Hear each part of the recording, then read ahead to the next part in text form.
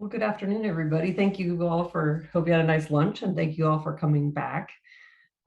We are going to shift gears a little bit right now. And this morning, so far, we've talked about sort of how different regions are working together to implement career-connected learning. And now we're going to dig into a little bit more about some of the framework, the foundations, and also some of the state level support that is happening in order to promote career-connected learning and work-based learning. So I would like to introduce and turn the microphone over to Miss Gabby Sloss, who's going to, I think, introduce her group as well.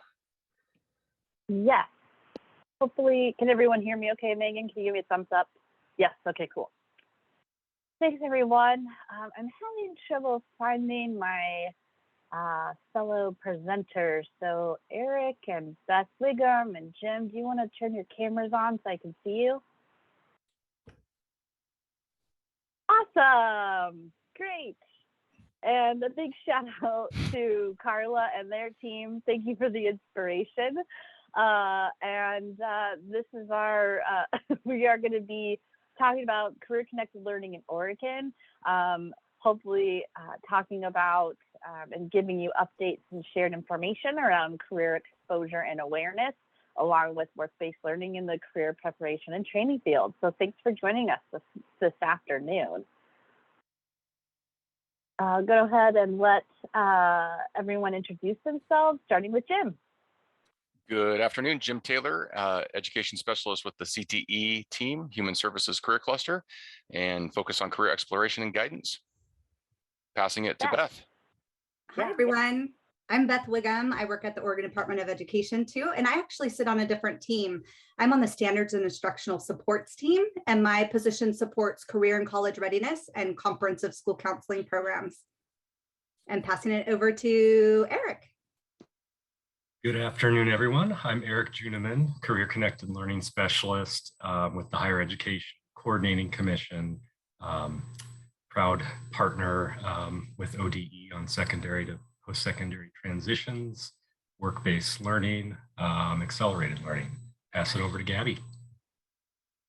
And I'm Gabby Sloss with the Oregon Department of Education, and work with Jim and Eric and Beth on career connected learning for ODE, along with apprenticeship. And so today, we are hoping that all of these session outcomes are completed for you today. Any questions or comments, any feedback you can give us is going to be collected in the chat for right now.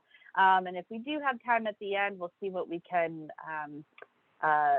cover in terms of those questions, but we will get back to you if you have further questions. Again, thank you for being here this afternoon. We are going to be also trying to inform you all about the implementation of equitable systems and practices that allow students to access and succeed in career-connected learning and work-based learning experiences so that that transition is seamless from career and college. And hopefully you'll be hearing a lot about that through the entire presentation today. And with that, Jim, I'll pass it on over to you. Thank you. And folks, we acknowledge that this is the F-22, F-35 flyby version, so we're going to be speaking quickly. We will make the slides and notes available to you. And of course, always reach out to any of us at any time with any questions or comments. I'm going to get my first points of the day under the umbrella of career connected learning. There are 4 domains. This is the vernacular we really hope that will become common language for everybody. The 4 domains of awareness, exploration, preparation, and training with work-based learning integrated within the domains of preparation and training. And our conversation today is really going to focus on the traditional construct of middle school to high school to career and post-secondary that we are familiar with, that we work in, understanding that we're going to do long-term work across the greater expanse of participants and learners in the career connected learning experience. But today we're looking at middle school to high school to career, and post-secondary.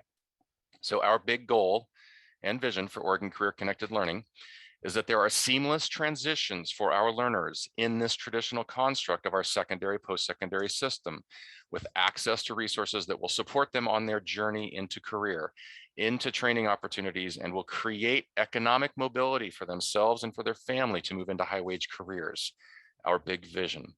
So what we're talking about today is the construct of our collective working environment, an integrated secondary, post-secondary education system that's based around who we are: CTE, STEM, dual credit, and community college experiences and opportunities. Beth? Yeah, so this morning you were introduced to our career connected learning framework. And we keep talking about, under the umbrella of career connected learning is the awareness, exploration, preparation, and training. So we were really happy to reach out statewide and try to build a graphic that represents these 4 kind of areas, domains of career connected learning. And this is what we were able to come up with from statewide feedback. And this is just an overview graphic. It doesn't go into much detail other than just some types of experiences that you might find in each of the areas or domains. And we're going to go a little bit more into depth of the graphic areas as we move forward. So if we go ahead and go to the next slide. Jim? And a shout out to Gwen. Noticed in the Bright Futures work that this language is showing up. Thank you so very much, about learning about work, learning for work, learning through work, and learning at work. So why career connected learning? Well, one, we want to engage students by connecting their classroom learning to authentic work and career experiences. We want there to be a goal setting and intentional planning experience for career and college pathways. And this is where educators, counselors, mentors, administrators, parents, guides can all work collectively to connect the student to their education plan and profile. Third bullet point, those CCL experiences, those career connected learning experiences, are scaffolded as a jumpstart into further supported student learning. We want to connect learners to business, industry, and community. We want to enhance their learning opportunities with those relationships. And our final element, that the element of economic recovery and long-term growth. We play a role in Oregon's economic recovery by providing these pathways to livable, sustainable futures for our learners. I just want to start by saying that the work that we've been undergoing for the last couple of years has just been, I forgot the saying, but it's where passion and work come together. And it's just this fun environment and experience that we're having as we're developing these and developing them with all of you in different regions. And so I just want to mention how fun it is. And so part of our hat wearing today is just to show how much love, passion, and fun that we're having with this, and hope that you all are as well. So Jim and I are going to talk specifically to what's been happening with career awareness and exploration. So under the umbrella of career connected learning, it's just these 2 areas that we're going to be talking about for the next few minutes.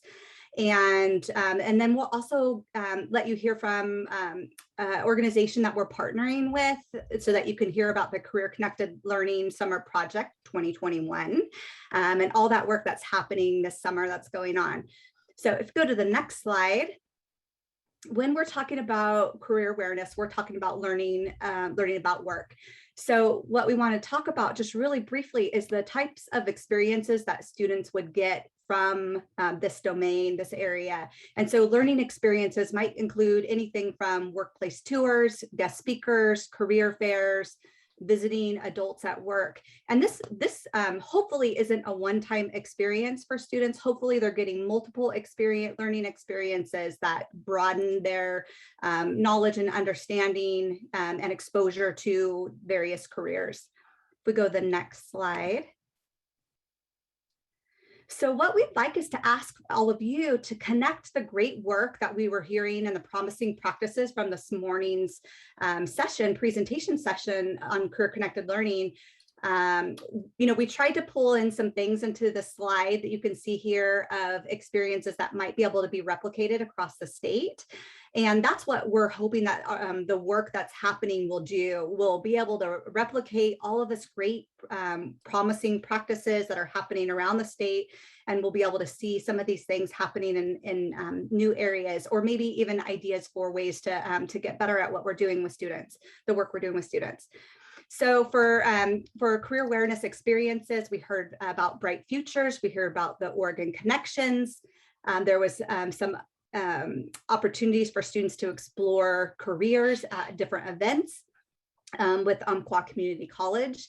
And then we heard about the Bright Works Club.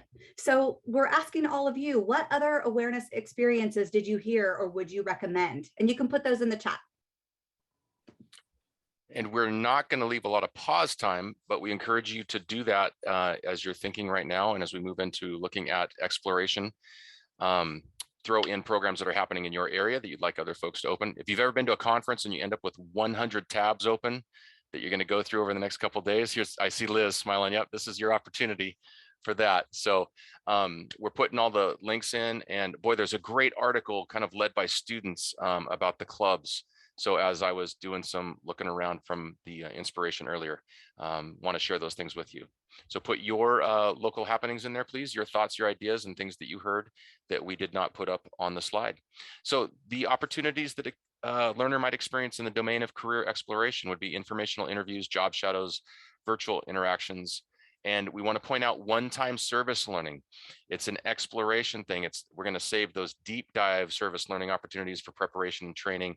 Gabby and Eric will talk about that later in the latter half of the presentation. So here's what we heard. The next slide is here's what we heard in today's presentation about things happening in the areas of our state. Put the links, and the links will be popping into the chat for you as well. The Trades Expo sounds like a great exploration opportunity for learners. The bridge events at Umpqua Community College, the Explore Bridge, Expanding Horizons Summer Camp. We put that link in there as a resource for folks to go and check that out. Congratulations on the new mobile trailer. Those are the ideas that others can learn from, and hopefully we can turn to you then, Gwen, when those opportunities arise in other regions to get some feedback and advice and be a thought partner. The comments about being student focused, using student voice, and really building entrepreneurial skill sets is a great lead into those opportunities. If a kid is inspired to do so, they can jump in further with preparation and training and further build out those skill sets. So you should see the Southern Oregon Trades Expo, the Horizon Summer Camp popping into the chat for you there. So our timeline, we just give you a real quick recap of some things that have happened in the last year plus. So going back to December 2020, we were engaged with all of this in regards to career connected learning and what we've been doing as teams at ODE. Engaged with the Workforce Talent Development Board, with the Essential Employability Skills Task Force. That link is going to pop into the chat. We've discussed that at length in previous network gatherings. And so hope that that's a report that you can dive into and see some of the work that's being done across the state.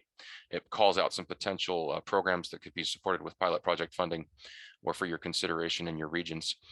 Next, we kicked off the U-Science Middle School pilot project, had a lot of great responses, seeing a lot of great things happening statewide with that, and an additional amount of work done with the Oregon State Library and REL Northwest, conducting national research on best and promising practices for middle and high school students in career awareness and exploration. Then in June, we kicked off the Summer Project 2021. A huge thanks to our strategy guidance group partners that engaged in the construct of that project. And we have had a whole slew of interviews, focus groups, and surveys go out and come back. And we are really excited to share some things with you as we move forward today about that summer project. Beth, I'll pass to you. Yeah, so what we want to do is welcome Dialogues in Action. So DIA, we've been working with them on the CCL Summer Project 2021, and they're going to present some of the work that's been happening and that continues to be ongoing. And so we're excited for them to share some of the preliminary findings and themes. And so I'm going to go ahead and hand it over to Steve and to Aaron. If you guys want to take it away. Thank you, Beth. It's great to be here with all of you. We've really enjoyed being part of the summer project. And my colleague Aaron and I have been thinking through ways to get data on what's been happening around Oregon in particularly the awareness and exploration phases of CCL. So I'd like to just talk to you a little bit about how we've approached the project, and then Aaron will tell you some of the emerging findings, or at least the categories of findings. We are right in the middle of the project, so all of the content is not yet crafted and present in a presentable form, but we can give you an update on what seems to be emerging as far as some of the themes and categories that will be populated with this content. So just to get you up to speed on the summer project, we formed a strategy guidance group. 6 of you have been helping just to shepherd this process along. We've been very grateful for that because we wanted this to have high engagement, not just be a static survey that's sent out, but be centered around dialogue and conversations. And then we desired to have some shared sense making along the way too. So upcoming, we've just completed the data collection. But upcoming, we'll pull together some groups of people to help think about the meaning and the sense that has been of what's emerged from the data. And then we'd like to look forward as well with some recommendations about what could be possible in the future and what some of these ideas seem to suggest about trajectories and directions and new ideas, as well as along the way, be sure that we're centering equity and we're responsive to communities, that we're thinking about how to make these things accessible. So the strategy guidance group has been extraordinarily helpful in helping us think that through. In the data collection, we wanted to make sure that we had good representation. So sorry if you go back to the slide before for just a moment. We engaged with regions across the state, and we made sure that we had some representation of the type of regions. So remote communities, rural communities, suburban and urban. And then as we interacted with people, we wanted to make sure we had some stratification and representation among roles as well, so that we didn't just have one particular view on things, but had multiple perspectives toward what's happening in awareness and exploration. We designed an interview protocol and survey questions, and then we approached it in 3 different ways: the data collection through one-on-one individual interviews. And many of you were a part of that, so thank you for giving your time and your wisdom in those one-on-one interviews. We convened some focus groups as well, because we recognize that sometimes there's different kind and quality of conversation and thinking happening when groups of people get together. And then we also deployed an online survey. Okay, the next slide will just show you a bit of where we had responses, and then Aaron will walk you through some of the categories. So we invited 183 people to talk with us. 94 people responded. We were able to schedule 70 of those over the past few weeks. Our target was 65. There were 42 people who did individual interviews with us, and then 28 that were involved in focus groups. So you'll see the distribution there of where people were coming from. Then on the next slide, you'll see the survey responses as well. So all these were one-on-one or at least in person, so either one-on-one or focus groups. And then a deployed survey had 102 responses, and then you'll see here the regional representation from those surveys. So at this point, there is a mound of data, as you might imagine, from the individual conversations, the focus groups, and then all of the responses from the survey. So we've been analyzing those, and they're starting to settle into some categories. And we won't walk through all of the goodness that's within each category, but we want to alert you to some of the big buckets of information that are coming forward that will ultimately be the content for a resource hub. And we're not exactly sure what that resource hub will look like, but it will be some form, in some form that anyone could access all of the bright lights, the best practices, the lessons learned, some of the barriers and hindrances, as well as some gaps. So all that will be available to you that has emerged from this. Aaron, will you share with us some of the kind of the big categories that seem to be emerging here? Certainly. And hi, thanks for having us. And I also just wanted to say thank you to all of you who are on the call today, who have so generously participated and given your time to participate in this project thus far. It's been really interesting for us. So can you move to the next slide, please?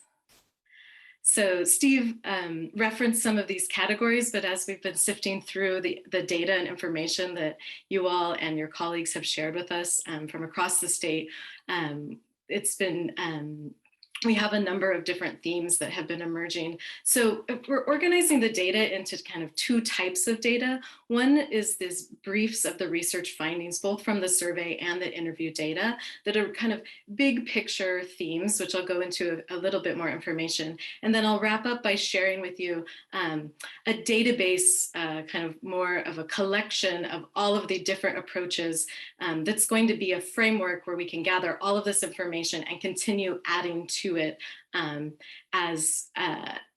as we learn about other things going on across the state through time. So we'll start, if you could go to the next slide, please. One of the important takeaways was to really think about, as we're approaching awareness and exploration in career-connected learning, what types of things we really need to be paying attention to, and creating a culture of career-connected learning within districts and communities and regions really sifted to the top as an important focus, as well as the engagement of students. So which a lot of you are doing in your work day to day, the hands-on, the real world experiences and the experiential. In addition to really paying attention to what's important to educators, without the resources, without the support, without the professional development opportunities, it won't be as a successful as approach to including career-connected learning for students' experiences. And then really the building of relationships was a very important component, particularly as you're engaging with industry, with parents, with other educators, and across regions. To the next slide, please. Accessibility and equity were both really important lenses to consider for student engagement, as well as parent and community engagement. So I know a number of you have experienced this, particularly through the last year, as we've moved into virtual and online platforms. There are accessibility issues for students in different areas across the state that are quite varied, and they might be around the ability to actually get online. They might be more connected to issues around transportation. And then there is the really important lens of considering vulnerable and underrepresented student populations. So we had a lot of interesting information shared around approaches, but also highlighting what we really need to be focusing on as we develop these programs going forward. Next slide, please. And of course, there's always room to learn and to create something. We wanted to understand where the gaps were currently, what challenges you all were experiencing, and then also the opportunities to build something going forward. And so one thing that really came up was the need for this big picture visioning, which is just excellent that you're having this entire day to dig in deep to these types of things as you're on this path. But also to have good communication and support from leadership. And then of course, there's always needs, resources. So there's funding, people need time to explore and do this. There's specific needs that really are within the classroom or the school setting. And there's different types of needs that come up around how to communicate, what to communicate, with whom to communicate, and best practices really for forming partnerships. Next slide, please. And speaking of partnerships, one of the really rich and interesting and filled with lots of great approaches, areas and themes was how to engage with industry within your community. And lots of you and your colleagues across the state shared some really helpful and interesting best practices around that, as well as many different examples, both outside of the classroom and in the classroom experiences. And I'll just share one that I thought was really fun and interesting and engaged was the Yamhill Carlton High School program that combined the agricultural students and the engineering students working in partnership with an industry partner who worked with drone technology. And the students actually engaged with local farmers to use drone technology to do crop mapping and crop data gathering to have a real world, real project impact on their community of farmers, while also integrating that within their curriculum in their classroom and engaging with an industry partner. So that was just one fun example. There were dozens. So it will be fun to share with you how we're going to be gathering all sorts of examples like that in our database. But next slide, please. And parent engagement. So this one is a little slimmer when you have a chance to read it when this project is complete. And that just shows us that there's actually a lot of opportunity in this area to be engaging parents. And we'll also be able to go into a few different types of activities that are currently going on, as well as address some challenges around that. Next slide. And then there were lots of enthusiasm, a lot of hope for the future.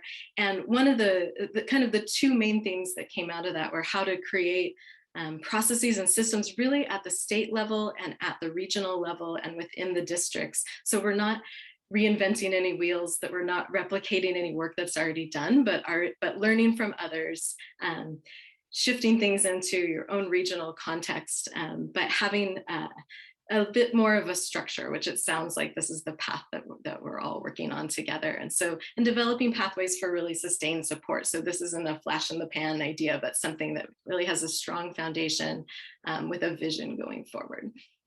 Next slide, please.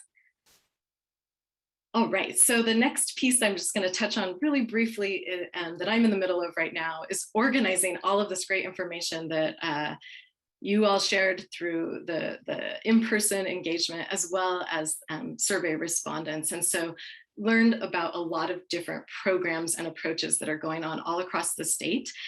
So you can see these different categories, the bigger text, the larger bullet points, are how we're going to be organizing this in a sortable fashion in some output that will be a resource hub. Currently, it's being housed in a spreadsheet, but we're really going to be focusing on what different types of programs there are, and you can see all of those subcategories, which Beth and Jim referenced a few from your what we heard slides earlier. And then in addition, who's doing these programs, what are the key features of the programs, if there's partnerships, those will be called out, what specific types of tools people are using, so that might be a particular type of software platform or other things such as that, where this is happening in the state, as well as some of the more demographic data around what grade level of students and what size of student population. So I'll just give you a little peek. It's going to be tiny and you're not going to be able to read in great detail, but if you could go to the next slide, just kind of what this is going to be looking like. So again, you're not going to be able to read all of those individual cells, but we're going to have it sortable and organizable, and we're working on sorting through that data right now. So this is just showing you how it's going to be organized. And then the next slide is a little bit zoomed out to show you that there'll be lots of different categories. And so the neat thing about this is that we're taking the information that we've heard thus far, but this is a working document, if you will. So be able to look and see if there's any gaps and be able to continue adding resources and learning what everybody is up to across the state. Next slide, please. So I'm going to jump in with just a few, let you know what we're doing for the rest of the summer, and then Steve is going to share a little bit about beyond that. So in doing this work, we learned that we had some gaps in the voices that we were collecting data from. So we're going to actually be holding 2 additional focus groups this month to include Indigenous to Native American educator voices, as well as student voices. And then, as Steve referenced, we'll be convening a selection of participants for sense-making, feedback, and recommendations of these preliminary findings, and revising and refining the content and components for this resource hub so everybody can use it in the future. part of the project has been focused primarily on Oregon, and there's been so much within Oregon and all the various regions and all the variables that are at play throughout Oregon. We recognized along the way that there might be some precedents, some emerging practices, some bright lights of inspiration outside of Oregon. And so we're launching a phase 2 to this, just as we're starting to do analysis on phase 1, wherein we will go to the states, the rest of the states of the union, to seek and discover ideas and solutions, particularly related to the gaps that have been uncovered through this process here, so that we'll have inspiration from other states and what other regions are doing. We might be able also to do some international precedence gathering as well during this phase 2. All this to inform, to help us design strategy. So we'll be gathering those things and then convening some work groups of educators to design strategies to meet those gaps, to be able to provide pathways forward, inspired by what we see nationally and built on the strengths that we have locally and regionally, to be able to make progress in those areas that we need to make progress in. So that will be a phase 2 that we're just beginning right now. The ultimate goal of all of this is to provide all of you with all kinds of information and inspiration and help and guidance, just so that you have a wealth of resources to go to when you need to know who to connect to, or need to know new ideas, or discover what others have done with an idea that you're working with as well. So that's the big goal for this. Beth, over to you. Thank you, Steve, Aaron, thank you so much. We have just enjoyed partnering with both of you, appreciate all this research and the findings that are coming out of it, and really excited about our next steps of where we're heading. So that's what I wanted to share on here. This slide is some of the continuation of the work. And so you've just heard from Aaron and Steve of kind of what's coming, but this is kind of our timeline of when this work will happen. So you can see that this month of August is going to be the continuation of trying to fill in focus groups where we had some gaps. So that's the student voice and the Indigenous voice. And really, we want to hear from you if you have any contacts for student voice or Indigenous voice that you would share with us. We're going to put a link in the chat to capture any contacts of anyone you can think of who you'd recommend that we could reach out to for part of that focus group process. That would be wonderful. Thank you. And then also you can see September is going to be where the work groups were happening. Steve was just talking about this, and we're going to be looking for educators, administrators, counselors, others from across the state who will be able to work on multiple aspects within kind of a work group setting. So we're looking at vetting materials, resources, developing some rubrics, and then also developing a scope and sequence for the content and maybe even lessons that we'll be getting. So we'd really like to do that as well with the work group. So we're going to be looking for people to partner. That could be a part of those work groups. Maybe that's you, maybe that's people that you could recommend. So please look for a survey or a link from us soon to collect anybody that would be of interest in that and participating. And we'd love to hear from you and your contacts. So keep an eye out for the network through the network listserv, and we'll get something out there. And then also wanted to mention that it was briefly touched on, but we're trying to develop a resource hub and what that would look like. We know what it's not going to look like, and it's not going to be a binder or a book on the shelf or on the table. So we want something that's interactive, engaging, something fun. So what that looks like, it's going to still be developed for when you hear resource hub. It could look in many different ways. And we know that we want to use OER as a tool to help share and collaborate around information and resources for all of you. We also know that we want to create a heat map of best and promising practices that have been happening around the state, so you all can learn from each other. We all can learn from you. Might be a way to be able to scale up or improve things that we're already doing. and then just more fun opportunities that we can provide for students as we get ideas hearing from others. And then it's also, this will be an opportunity for you all to hear from each other, learn from each other, and what that look like might be happening in different ways, maybe through regional PLCs, maybe through other ways of bringing people together and talking about how we can meet the needs of all of our students. And then last, what we're going to be seeing is some professional learning and technical assistance happening. We'll get feedback on what that will look like as we bring the work groups together and what the needs are from around the state. So we'll develop that with all of you, and we're really interested in STEM and STEAM opportunities, and then as well as all students that maybe are not participating in CTE, and how we can support them through advising practices or different ways to meet their needs, and so that we will learn more from each other as that technical assistance and professional learning is developed. So what I'm going to do is I'm going to, at this point, hand it over to Gabby and Eric to do their piece of under the umbrella of career connected learning. And thank you again for having us here today. I'm going to jump in as they get their mics on. My apologies. Beth, thank you so much. Aaron, Steve, thank you again. And a huge thanks to the strategy guidance group and to Carla for all the help getting all of this coordinated for the summer project. We're very grateful. In fact, I've got my gratitude cup from Seven Virtues Coffee Shop in Portland. If you've never been, go check it out. I wanted to add this one point with regard to the work groups that are coming up in the coming months. This is not a voluntary giving of your time out of the goodness of your heart opportunity.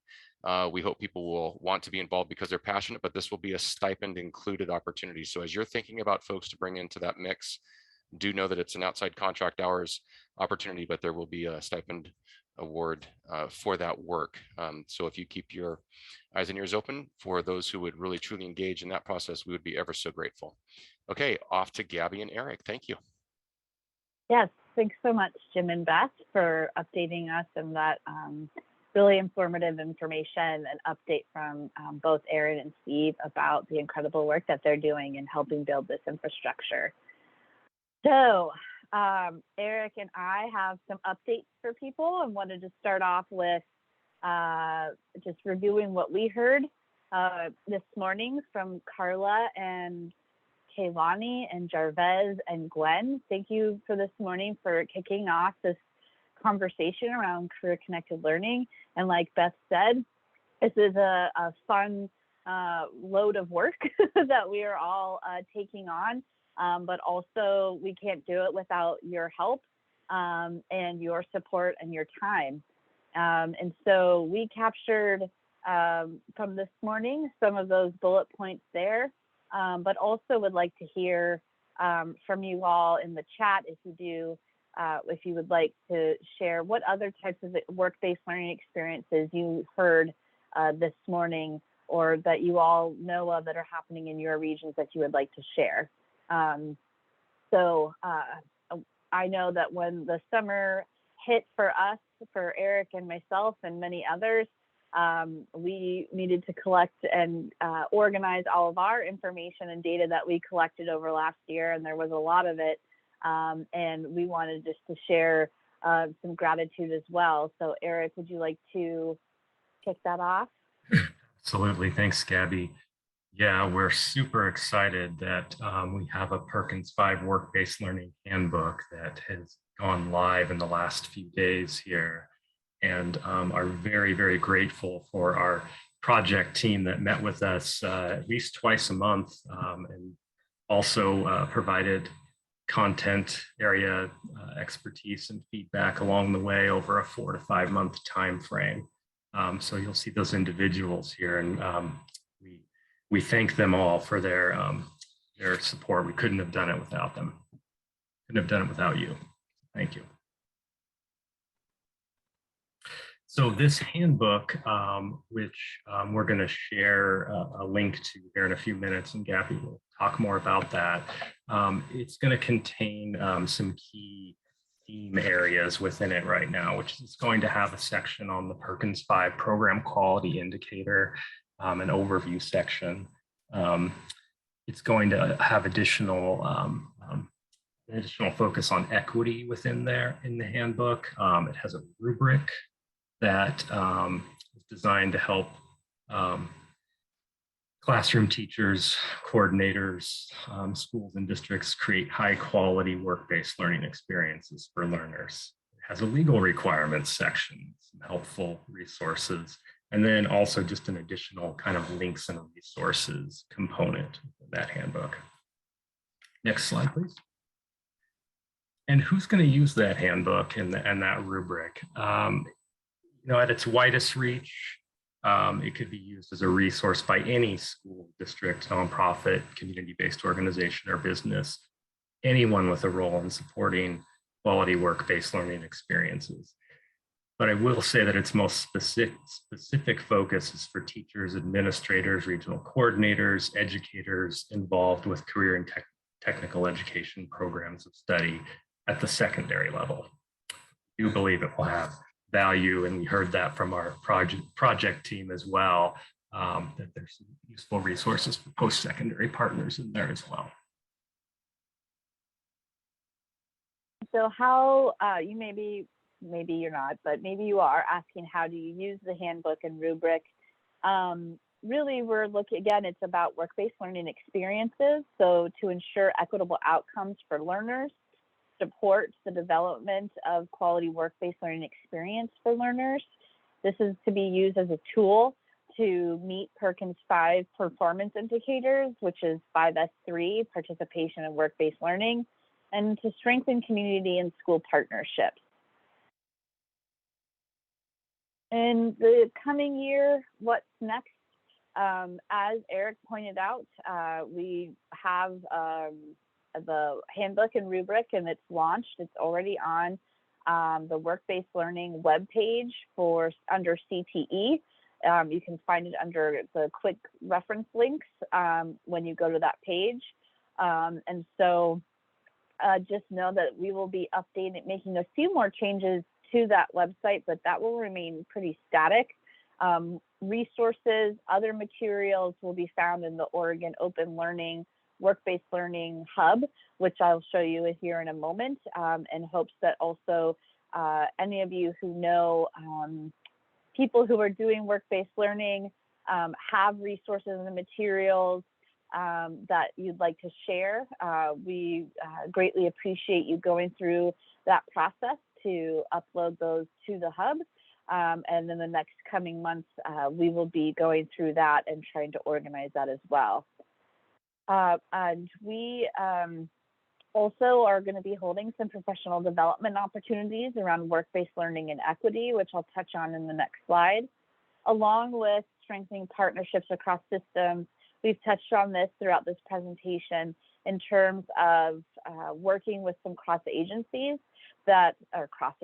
working across agencies, and trying to align with some of the work that they're doing, mostly around employability skills, but also with employer engagement, which we've talked a lot about today. And then also in the summer, we're hoping to start planting the seeds right now around experiences for work-based learning, and utilizing the funds that are going to be coming down from the federal government and also from our legislature, and using those funds to invest in experiences for students or capacity. And so, as I mentioned, we have updated and have the work-based learning website on the CTE webpage. You can find it there. We have some links for you all to find and utilize, and Eric also put those in the chat. I'll just throw out here that here's the handbook, and please note, in the handbook on the first couple of pages, there is a feedback form link in that handbook. Please use that link. It is much like the CTE policy guidebook. We will be aligning with their schedule on annual updates. Note that the handbook is not static. It is a living document, and we will be making updates, changes, and additions to that per your feedback and recommendations. So please spread the word. getting this out, and we will be doing that on our end as well in terms of communication out into the field. And thank you, Megan, for putting the work-based learning website in the meeting agenda for your use. And also here's the work-based learning rubric where you can find that information. I also, many of you already know, or not know, but have asked or connected with me in the past around a student learner agreement regarding experiences for students to 16 to 17 years of age and helping navigate what child labor laws are and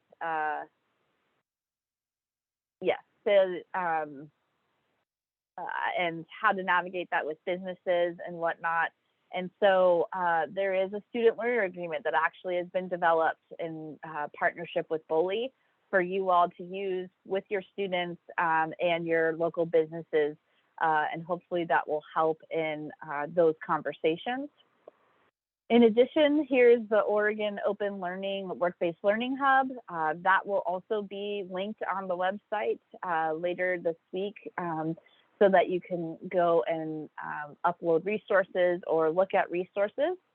In addition, these are the dates for the work-based learning and equity professional development trainings that I was going to talk about. We will be sending out an email to you all by Friday with registration to these two seminars. Hopefully you can join us for both. Note that in October, we'll be doing all sessions just on Seminar 1, which is Introductions to the Work-Based Learning Rubric and Data Analysis with an Equity Lens. And then Seminar 2 will be held in November. All of those will be about Seminar number 2, which is highlighting equitable implementation of work-based learning. And we'll be highlighting and sharing, and you all will be hearing from people across the state that are implementing work-based learning with equitable practices and considerations. So again, that information will be coming to you this Friday, and please share with your partners, your networks, your teachers, and the like. In addition, just wanted to throw out there that there was legislation passed for the Oregon Youth Employment Program. $9 million was provided to provide meaningful work experience and workforce training for persons between the ages of 14 and through 24, with a priority on, underserved and underrepresented youth. And participants will receive minimum wage for time spent working. There's support in creating an individual development plan that outlines work readiness, career, and education goals, exposure to in-demand occupations and targeted sectors, and academic support for earning credit and or completing a high school equivalency program. That is what has been developed so far in terms of information about that funding and those opportunities. For what we know, that's going to be running through your local workforce board.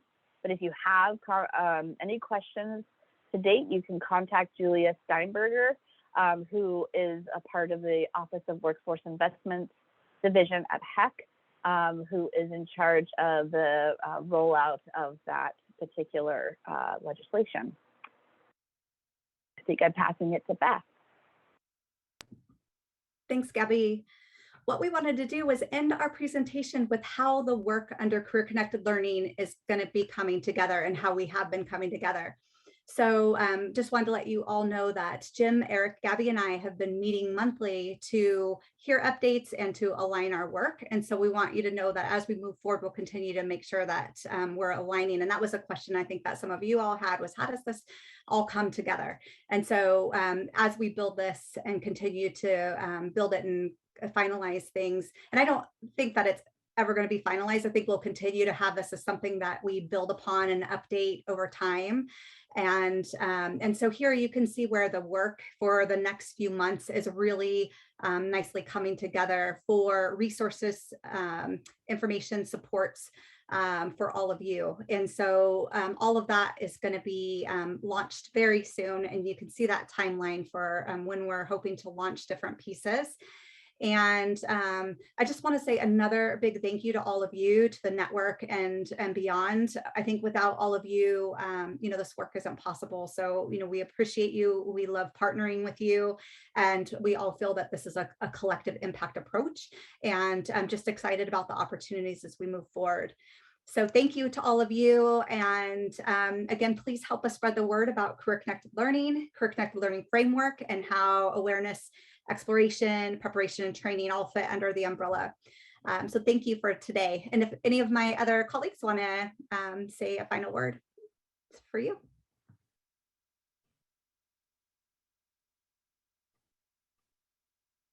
I think Jim is trying to talk. Can't hear you. Of course. I was under the umbrella of Career Connected Learning and it was muted. My apologies. I put 2 links. I want to promote the Oregon Open Learning links that I placed in it. One is duplicative. My apologies.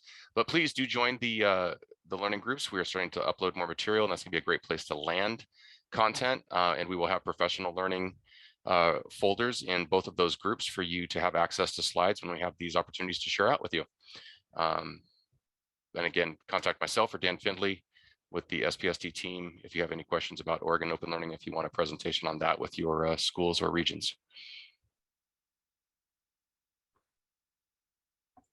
And we do have time if people have any questions or comments. Thank you for being here this afternoon. And yes, thank you. And Nikki gets 5 bonus points. She just joined the group right there. All right.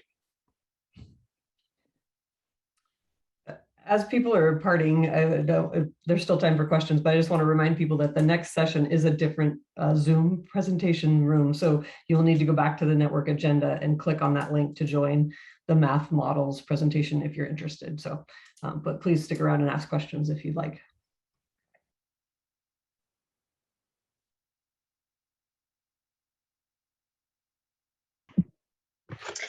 I just had a question for Beth. How do you see the counselors having, I mean, I know that a lot of them do the career learning piece, but really kind of engaging more in that. I know they're loaded with other things to do, but just curious, I think this resource will be really helpful for them, but just some ideas of how you think counselors might embrace career learning more. Yeah, Jan, thank you for your question. Counselors in schools, we know varies across the state. There's some with counselors, there's some without. And so how that work happens, we heard earlier this morning that sometimes it's the classroom teacher, but if we're specifically talking with counselors, they are trained in career counseling. That is one of their areas of expertise and training. And it's just an opportunity for them to update their learning, update skill sets, move as we move to a state, with where we're heading with career connected learning.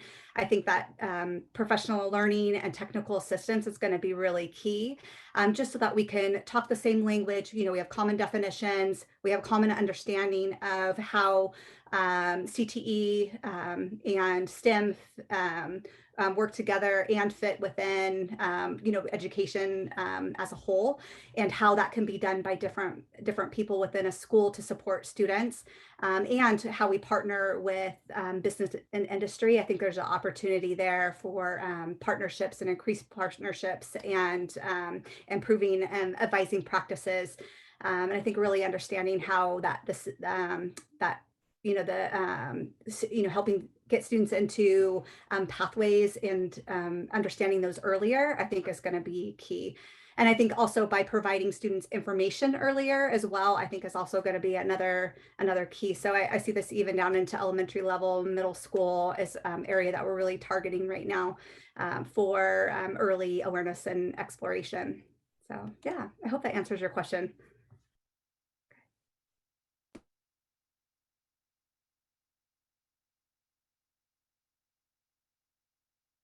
Does anybody need the link to buy the hats? Because I have that too. We had 5 new people join the groups in the last 2 minutes. Thank you all.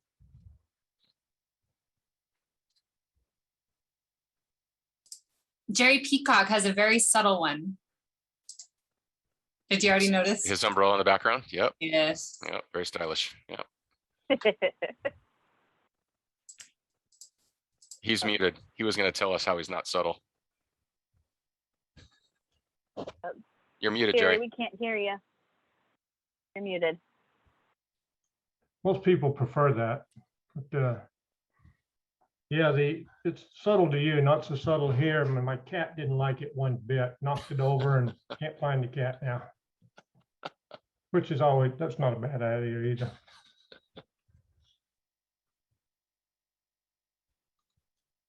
And Brian's Well, is pretty again- subtle too. It's kind of like, is it an umbrella back there or bat wings? I'm not sure.